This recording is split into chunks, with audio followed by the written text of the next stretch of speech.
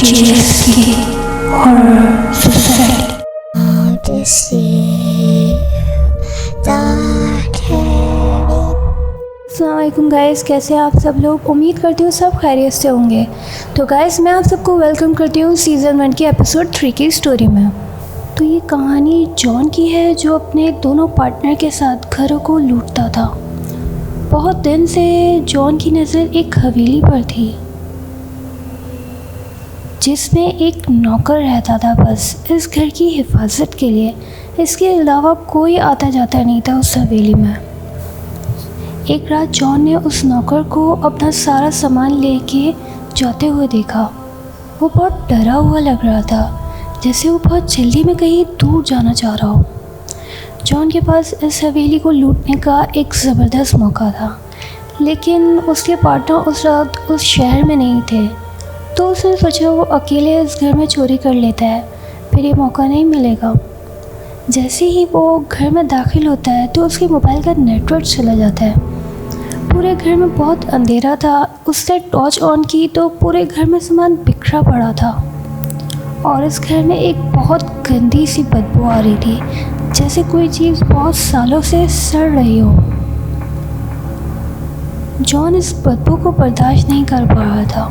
वो जल्दी जल्दी अपने बैग में कीमती सामान डाल रहा था। अचानक से हवा से उस हवेली का एक दरवाज़ा खुला। उस कमरे से लोगों की आवाज़ें आ रही थी। जॉन डर गया था। जब वो कमरे में गया तो वहाँ तो कोई नहीं था, और वो आवाज़ें टीवी से आ रही थी। वो समझा शायद नौकर जल्दी जल्दी में टीवी बंद करना भूल गया। जॉन उस कमरे में अपने मतलब की चीज़ें देख रहा था। उसे अलमारी में एक बॉक्स मिला, जिसमें कीमती गहने और कैश पड़े थे।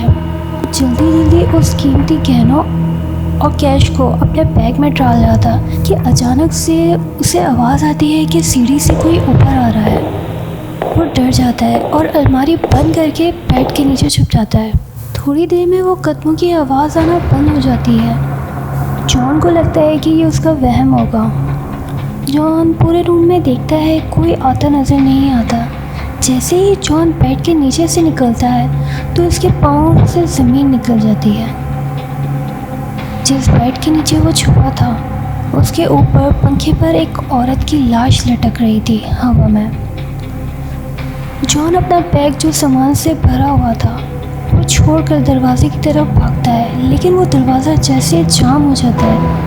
बल्कि घर से बाहर जाने के सारे खिड़की दरवाजे खुल ही नहीं रहे होते। जॉन को फिर से कदमों की आवाज़ आ रही होती है। वो शदीद डर गया था, क्योंकि घर का कोई दरवाज़ा नहीं खुल रहा था और ना ही कोई खिड़की खुल रही थी कि वो उस हवेली से बाहर निकल सके। जॉन उस हवेली में उस लटकी हुई लाश के साथ फंस गया था। जैसे सीढ़ी से जॉन को एक साया इसकी तरफ आते दिखता है। जॉन डर के भाग रहा होता है अपनी जान बचाने के लिए। भागते भागते जॉन एक दरवाजे से टकराता है और वो अपनी जान बचाने के लिए अंदर चले जाता है।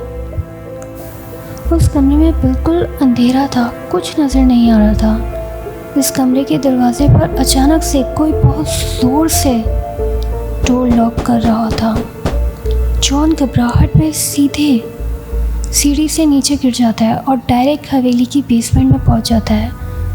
जॉन को अभी भी कुछ नहीं दिख रहा था। वो अपने हाथ इधर उधर मार रहा था। इसका हाथ एक कैंडल और माचिस पर पड़ा।